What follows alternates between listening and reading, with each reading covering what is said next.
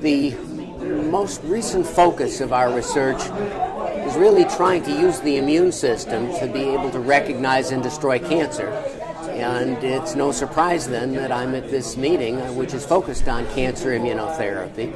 It's a wonderful meeting with people who are working at the very basic laboratory level, all the way through to large national trials that are designed to test and better utilize the immune system to recognize and destroy cancer, and ultimately to have an impact on survival for patients with cancer.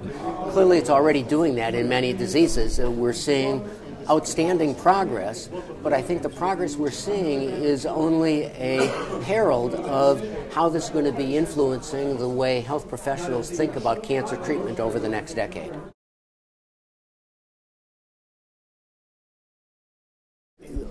Lots of directions, very interesting. 15 years ago, we had many ideas that were being pursued, but we didn't have the tools to move them into effective clinical testing and trials. Now, because of biotechnology, we've got accessibility to many more recombinant cytokines, to monoclonal antibodies that are reactive against a variety of different tumor types, to genetically engineered T cells that can show reactivity to a variety of tumors, to both small molecules and large molecules that we know can influence the way the immune system works. The concept that's really coming out of all of this worldwide work is that our immune systems have the capability of rejecting kidney transplants or lung transplants or causing severe immune toxicity in autoimmune disease. We should be able to turn those reactions against a patient's own tumor. We just need the tools to be able to do it. So you asked about personalized medicine. I think the greatest benefit of the personalized medicine approach is that it's providing us with the rationale for how to be combining a variety of different approaches that can make a difference for an individual patient. As we think about treating the millions of patients with cancer worldwide, as much as the personalized concepts are helpful in our understanding, ultimately, to make this practical and applicable around the world, we need to come up with approaches that we can keep in vials in hospital pharmacies, that any oncologist at any clinic anywhere in the world can write prescriptions for, and come up with the right combination that takes advantage of the appropriate pathways to be able to treat any patient's cancer. So I think we still will need to be using histologic diagnoses and some molecular diagnoses. But I think in all likelihood, we're going to be doing approaches that will be working for many patients with cancer that have some similarity, rather than taking each individual patient's cancer and looking at each individual patient's genome, both in their normal immune cells and in their cancer cell, and doing the number crunching to come up with the exact unique approach that's going to be best for that patient. I think we're learning from that idea. We're going to have to come up with a way that we can take those concepts and put them into cancer treatment around the world. And so there are many common themes that all of these approaches are utilizing. And if we can come up with a regimen where we have a way of recognizing melanoma for all patients with melanoma, and we could use that to recognize the melanoma and then turn on more T cells to infiltrate that melanoma using that common theme, and then cause some tumor destruction at a site to make it more immunogenic, possibly with chemotherapy or radiation therapy, and then combine that with some form of checkpoint blockade to take the brakes off the tumor.